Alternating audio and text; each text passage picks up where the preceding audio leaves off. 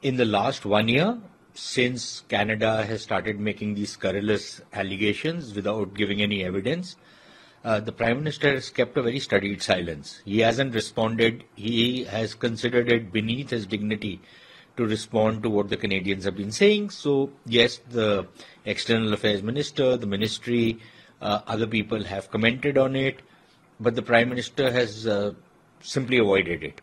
But I think now what happened yesterday, it's the tipping point has been reached in some ways. And I think the Prime Minister has reacted to it.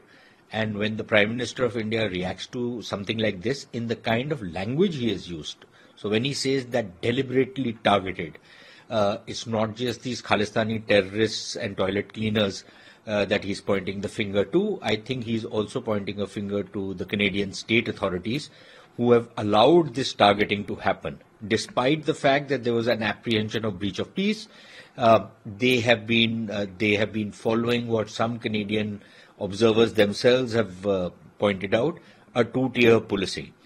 So when the Khalistanis, defile the Indian flag, the Canadians are pretty okay with it. It's like freedom of speech.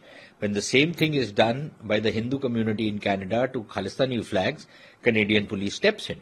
Canadian police officers, including some Khalistanis who are part of that police force, have assaulted people, and we saw Canadian fascism of the police.